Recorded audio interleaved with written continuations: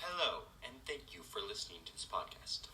Today we will be learning about one of the biggest church communities in the state of Idaho, Holy Apostles. Holy Apostles Catholic Church has the largest number of Catholic parishioners in Idaho. On their website is their church statement: "We welcome, we worship, we witness." Holy Apostles used to be two different parishes: St. Matthew's in Eagle and Holy Spirit in Meridian. St. Matthew's became Holy Apostles North, and Holy Spirit became Holy Apostles South in 1998, with the plan to merge both churches eventually. The church was designed by Liturgical Environs and built by Glancy Rockwell on a large plot of land at the intersection of Meridian and Chinden. The first Mass was celebrated on Easter Vigil 2001 in the new church. The church was then dedicated in June of that same year. Now, I would like to introduce to you the pastor of Holy Apostles, Father Vitalis. Father Vitalis, where were you before you came to Holy Apostles? Okay, so I was assigned to St. Mark's, Boise, as the parochial vicar, and I served there for 2 years and 6 months before being assigned to Holy Apostles in 2021, July of 2021. So this is my 3rd year here in Holy Apostles. Nice. Holy Apostles is not only affecting the community, but the parish is also affecting communities in other countries. According to Cross Catholic Outreach, which is an organization that connects U.S. parishes and Catholic ministries in other countries, Holy Apostles is one of the most faithful supporters, providing prayers, money, and sending volunteers to help those in need in different countries, alongside Cross Catholic Outreach.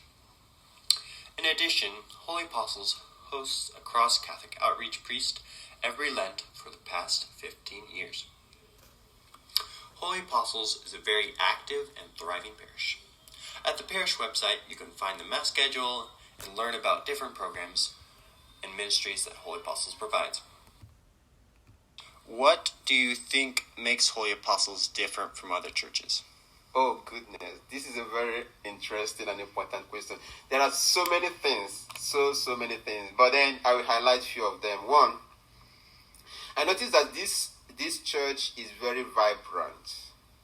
Vibrant in the sense that there are so many things going on, so many good things going on in this church. So there is no dull moments here. The faith that I've seen in the parishioners and in the community is quite amazing.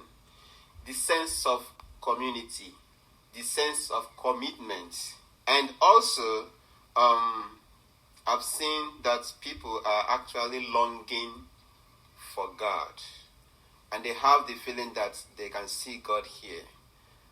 And then, maybe you don't know, this is the largest parish in the state of Idaho. So, these are the things that made it different. And, of course, being the largest parish, it has so many challenges.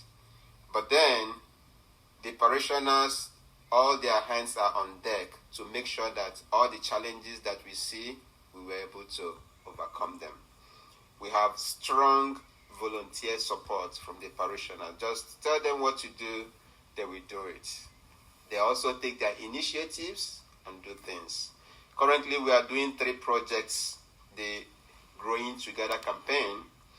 Meridian is growing, the church is growing, and then we embark on this Growing Together campaign, in which we are going to already started building the rectory, expanding our school, and we are going to also build an outreach center.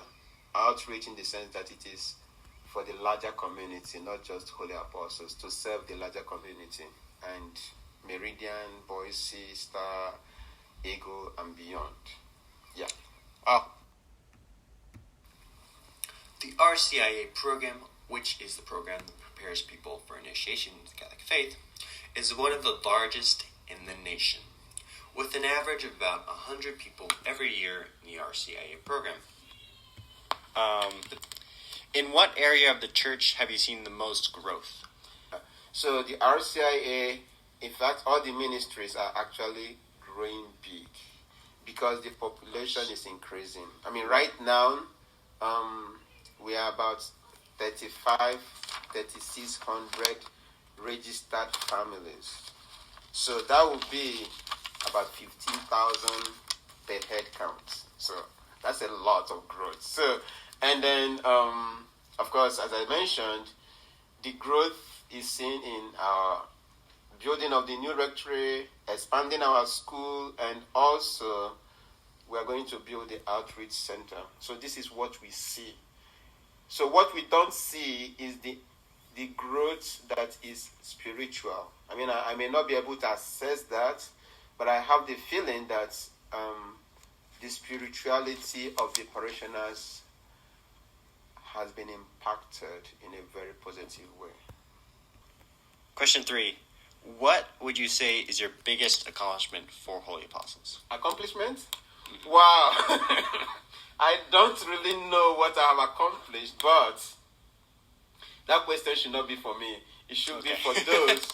It should be for those who can assess me. So, because nobody is a good judge in his own case. So, I'm going to now self-evaluation of my accomplishments.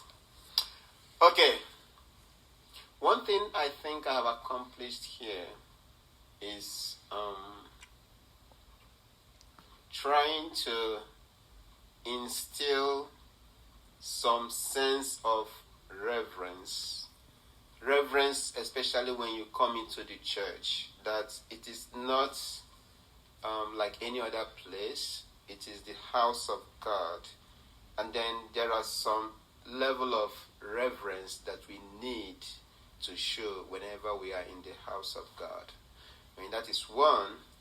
Also, I'm very structured. Like, I like things very organized. So when I came here newly, I started trying to organize the ministries, especially the liturgical ministries. So I established some kind of guidelines, code, and trying to retrain them so that they show for that reverence. What else?